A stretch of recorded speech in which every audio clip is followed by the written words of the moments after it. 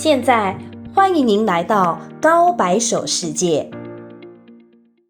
최근 중국 극장가에서 엄청난 흥행을 하고 있는 작품이 있습니다. 바로 애니메이션 나타2입니다. 오늘 기준 무려 1억 6천만 명 이상이 관람했으며 매출액은 약 90억 위안에 달합니다. 1월 29일 개봉했는데 겨우 2주도 채 안 되는 기간에 약 1조 8천억 원을 벌어들인 겁니다. 기존 단일 시장 최대 매출은 2015년 미국에서 개봉한 스타워즈 에피소드 7의 약 9억 3천만 달러였는데 이를 훨씬 넘어선 것입니다. 지금의 흥행 추이를 고려하면 상영이 거의 끝날 다음 달 초에는 어렵지 않게 160억 위안에 도달할 가능성이 매우 높습니다. 무려 약 3조 2천억 원입니다. 물론 중국 콘텐츠는 해외 시장에서는 큰 인기를 끌지 못하기에 타이타닉 바로 아래인 전세계 흥행 순위 5위를 차지할 것으로 보입니다. 사실 이러한 흥행은 어렵지 않게 예상되었습니다. 2019년 개봉했던 나타1 역시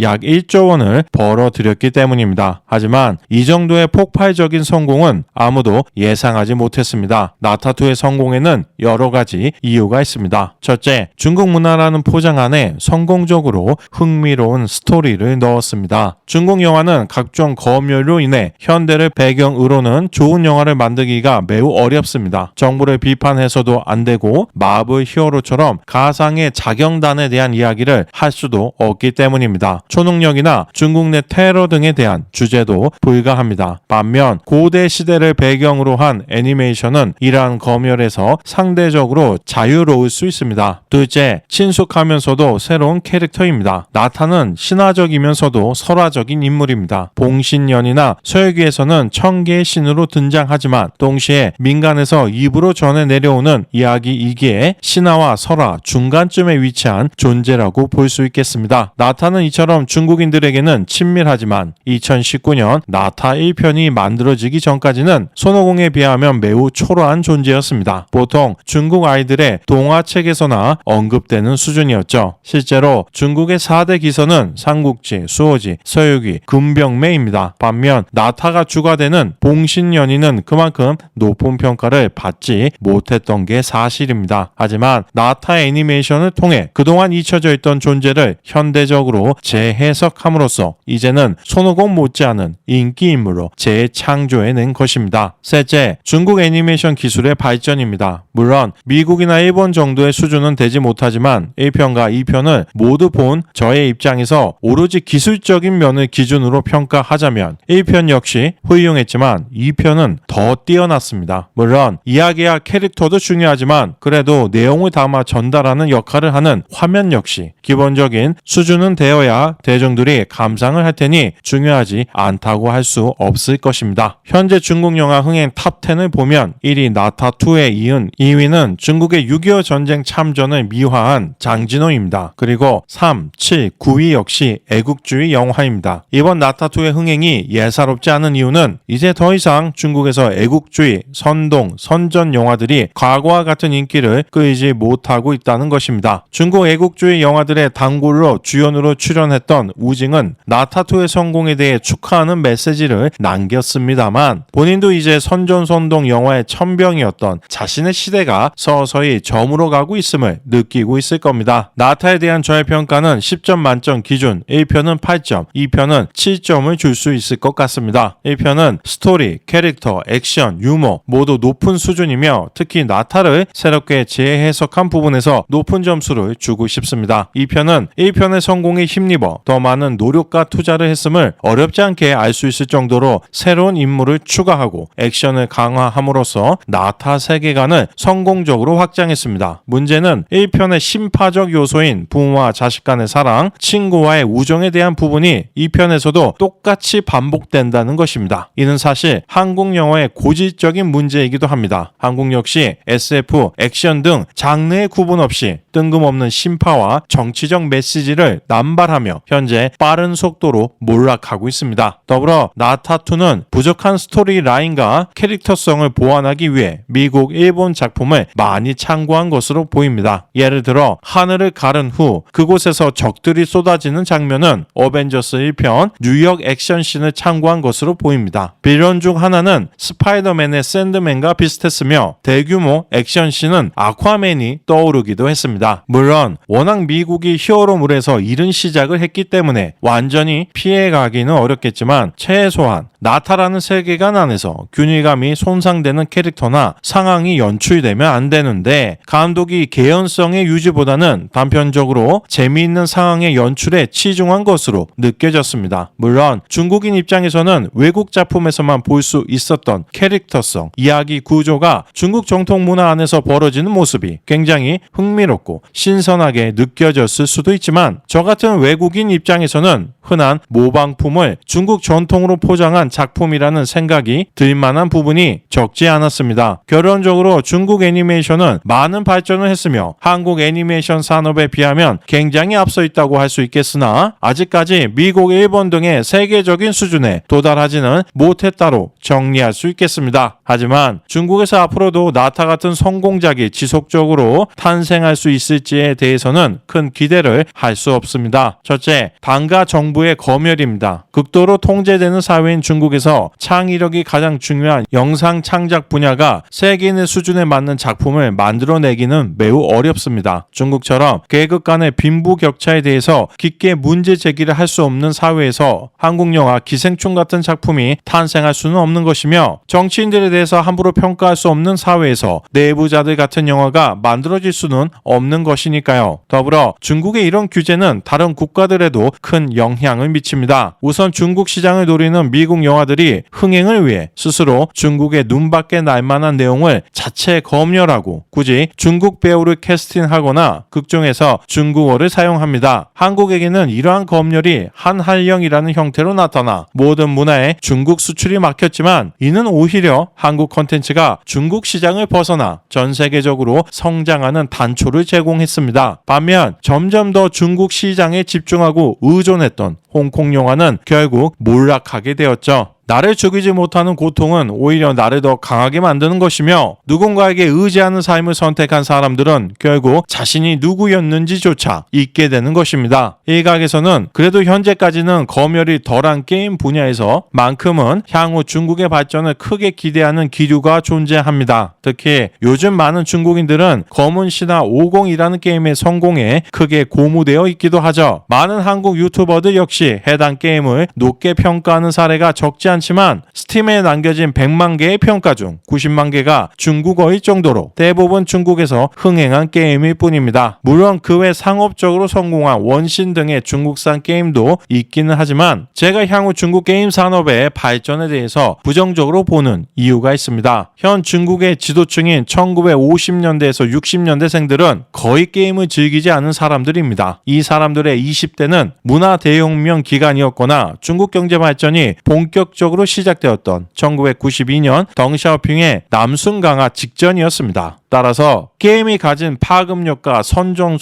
도구로서의 가능성에 대한 이해도가 매우 부족합니다. 이 사람들에게 게임은 그냥 애들이나 하는 취미 활동일 뿐인 것이죠. 반면 본격적으로 게임을 즐기며 성장한 중국의 1980년대에서 90년대생들이 권력의 핵심으로 떠오르는 20년 후부터는 게임에 대한 규제가 점점 더 강화되고 게임을 통한 사회주의 선전이 늘어나게 될 것입니다. 즉, 지금 중국 게임계는 장기적인 발전에 초입에 도달한 것이 아니라 강한 규제가 시작되기 전 중국 영화계가 붉은 수수밭, 패왕별이 등의 명작을 통해 처음이자 마지막으로 아름다운 빛을 내뿜었던 1980년대에서 90년대에 도달한 상황으로 보면 되겠습니다. 둘째, 중국 인민들의 지나친 자국 문화 우월주의입니다. 대부분의 국가는 자국의 영화 산업이 있습니다. 하지만 국경을 넘어서 사랑을 받는 작품은 세계 최고의 영화 강국인 미국 영화들이 대부분입니다. 물론 미국 역시 미국식 유머가 가득하거나 야구나 미식 축구 등 해외에서 큰 인기가 없는 스포츠 관련한 영화들의 해외 성적은 좋지 못한 편입니다. 하지만 비록 자국 문화를 바탕으로 만든 작품이지만 국제적으로 통하는 보편성을 가지고 있는 명작들도 적지 않습니다. 예를 들어 포레스트 검프는 좋은 스토리와 연기만으로 전 세계적으로 매우 높은 평가를 받았습니다. 하지만 미국이 더 대단한 건 자신들의 문화가 아님에도 불구하고 알라딘, 쿵푸 팬더 등 중동이나 중국 관련한 작품까지 잘 만들어낸다는 것입니다. 이는 필연적으로 먼저 남의 문화를 잘 이해한 후 다시 자신들만의 방식으로 풀어내야 하며 거기에 다시 글로벌적인 보편성까지 추가해야 하는 것이기에 매우 어려운 일입니다. 쉽게 이야기해서 그 문화를 가지고 있는 당사자조차 해내지 못하는 것을 미국이 대신 만들어내고 있는 것입니다. 그리고 이러한 상황에 활용 점정을 찍은 것이 바로 1980년에 방영된 미국 드라마를 리메이크한 디즈니 플러스의 쇼군입니다. 2024년 에미상 시상식에서 무려 18관 왕이라는 기록을 달성하면서 최다 수상 기록을 세웠습니다. 이번 역시 대단한 문화 강국인 이유는 중국 문화인 손오공으로 드래곤볼을 만들고 중국 소설 삼국연의로 다양한 게임을 만들어 세계적으로 큰 문화력을 발휘하고 있기 때문입니다. 반면 과연 중화 사상을 중심으로 자국 문화가 세계에서 가장 우수하다고 믿는 중국인들이 자신들의 문화에 얼마나 글로벌적인 보편성을 추가할 수 있을까요? 더 나아가 다른 문화를 배우고 그것을 자신들만의 방식으로 풀어낼 수 있을까요? 중국인만 문명인이고 외국인은 모두 오랑캐라고 생각하며 살아온 사람들이 결코 할 수 있는 일이 아닙니다. 이러한 중국인의 특성은 국가 정책적으로도 나타납니다. 실제로 미국보다 국적을 취득하기 어려운 게 바로 중국입니다. 자국민들도 많은데 굳이 오랑캐 출신들을 받아들일 필요가 없다는 것이죠. 마지막은 권력과 인맥으로 형성된 특수관계 때문입니다. 중국의 촘촘한 인맥관계는 영화, 드라마, 음악 등 중국 대중문화 발전의 가장 큰 벽입니다. 오래 활동한 연예인들과 방송사 간부들이 그들만의 카르텔을 만들어 신인들의 진입을 막고 방송을 독점합니다. 실력이 아닌 특수한 관계로 자리를 앉게 되는 사람이 늘어나면 그 분야는 점점 더 퇴보할 수밖에 없습니다. 한국 예능도 너무 오랫동안 인물 교체가 없어 점점 더 인기를 잃어가고 있죠. 다만 중국은 거기에 더해 공산당이 모든 기득권을 장악하고 있기 때문에 더 심각한 카르텔 문제가 발생하는 것입니다. 왜 아직도 유독하의 영화가 매년 중국에서 개봉되고 중국 전역에서 대규모 콘서트를 열 수 있겠습니까? 물론 한국도 연예계 비리는 결코 적지 않을 겁니다. 다만 IOI 투표 조작 사건처럼 최소한 어떤 비리는 결국 드러나게 되고 그에 합당한 처벌을 받게 됩니다. 하지만 여러분은 단 한 번도 중국의 서바이벌 프로그램에서 투표 조작이 있었다는 뉴스를 본 적이 없을 겁니다. 중국은 권력층이 감추고자 하면 대중들은 결코 알 수 없기 때문입니다. 중국스러운 사상을 가진 많은 사람들이 한국과 일본에서 한자를 사용한다는 것에 대해서 큰 자부심을 가지고 있습니다. 한자를 발명했기에 중국이 문화 강국이라고 주장하는 것이죠. 현재 한국은 초등학교 때부터 영어를 배우고 있습니다. 고등학교까지 마친다고 하면 10년 동안 영어를 공부하는 것입니다. 한국인이 그렇게 영어를 배우는 이유가 미국과 영국이 문화 강국이기 때문일까요? 한국에서 영어를 의무적으로 가르치는 이유는 미국이 세계 최강대국이고 그래서 세계 대부분의 사람들이 최소한의 영어 정도는 알고 있기에 영어만 할 줄 알면 어떤 국적의 외국인하고도 어느 정도 의사소통이 가능하기 때문입니다. 또한 영어로 작성된 수많은 정보와 지식을 습득하는 데 유리하기 때문이죠. 즉 단순히 미국의 높은 문화력 때문이 아니라 미국의 문화, 군사력, 경제력, 인구, 국토 등 종합적인 국가 경쟁력이 높기 때문에 아이들에게 영어를 가르치는 것입니다. 마찬가지로 한국과 일본이 한자를 사용하게 된 가장 중요한 계기는 당시 중국이 동북아시아에서 강대국이었기 때문입니다. 하지만 오늘날의 중국은 같은 동북아시아 국가인 한국의 K-팝, 드라마, 영화, 일본의 애니메이션, 게임에 문화적으로 점령당했으며 인당 평균 소득 역시 한국과 일본의 3분의 1밖에 안 되는 덩치만 큰 국가일 뿐입니다. 따라서 지금 한국과 일본이 한자를 카드 사용한다고 해서 중국을 현 시대의 문화 강국이라고 생각하는 것은 굉장히 어리석은 짓입니다. 과거의 영광에 사로잡혀 스스로를 과대평가한다면 돌아오는 것은 주변의 멸시뿐이라는 것을 잊지 말아야 하겠습니다. 댓글로 소중한 의견을 자유롭게 남겨주시기 바랍니다. 오늘 영상은 여기에서 마치겠습니다. 시청해 주셔서 감사합니다.